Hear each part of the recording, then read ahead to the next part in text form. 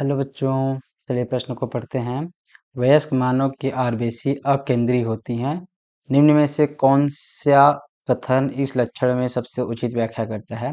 पहला कथन है इनमें प्रजनन की आवश्यकता नहीं है। दूसरा कथन है ये कायिक कोशिका है। तीसरा कथन है उपापचय नहीं करती। और चौथा कथन है इनका समस्त आंतरिक स्थान ऑक्सीजन संवहन के लिए उपलब्ध होता है। तो हमारा प्रश्न क्या पूछ रहा है कि आरबीसी अकेंद्रीय होती हैं, इसमें कौन सा कथन सही है? तो चलिए देखते हैं प्रश्न की मुख्य अवधारणा क्या हो जाएगी। मुख्य अवधारणा क्या होगी कि वयस्क मानव आरबीसी आरबीसी अब वयस्क मानव आरबीसी में क्या होता है कि उसमें क्या होगा कि जो आरबीसी होती है तो उसमें क्या होगा, केंद्रक नहीं होता है। उसमें क्या होता है, केंद्रक नहीं होता है। और केंद्रक नहीं होने की वजह से ये क्या होता है कि जो ऑक्सीजन का संवहन ज़्यादा कर लेती हैं। और केंद्रक नहीं होने का कारण क्या है, तो यह एक प्रकार का अनुकूलन है।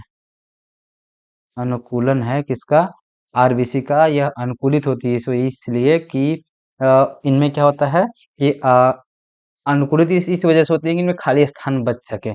अब खाली स्थान बचेगा, अनुकूलन किस लिए होता है कि खाली स्थान बचे या खाली स्थान रहे, और जिसमें क्या हो कि हीमोग्लोबिन उपस्थित रहे और उससे क्या जुड़े, ऑक्सीजन O2 जुड़े और उसका क्या हो सके, संवहन संवहन अच्छे तरीके से हो जाए, कहाँ, पूरे शरीर में। अब हम अपने कथन को देखते हैं और सही विकल्प को चुनते हैं। तो पहला कथन क्या है, इनमें प्रजनन की आवश्यकता नहीं होती, ये गलत कथन हो जाएगा। दूसरा क्या है, ये कायिक कोशिका है, तो ये भी गलत हो जाएगा। इनमें उपापचय नहीं करती हैं, तो ये भी गलत हो जाएगा क्योंकि इसमें अकेंद्रीय के बारे में बताना है हमको। और चौथा विकल्प क्या है, इनका समस्त आंतरिक स्तन ऑक्सीजन संवहन के लिए उपलब्ध है, तो हमारा चौथा कथन क्या हो जाएगा, सही हो जाएगा। तो चलिए देखते हैं अब अपने विकल्प को। तो पहला विकल्प है केवल 4, तो ये सही हो जाएगा। दूसरा क्या क्या विकल्प है, केवल 1, तो गलत हो जाएगा। तीसरा क्या है, 1, 3 और 4, तो ये भी गलत हो जाएगा। और चौथा विकल्प क्या है, 2 और 3, तो ये भी गलत हो जाएगा। तो हमारा प्रश्न का सही विकल्प क्या हो जाएगा, विकल्प नंबर 1। आशा करते हैं आपको दिए गए प्रश्न का उत्तर समझ आया होगा। धन्यवाद।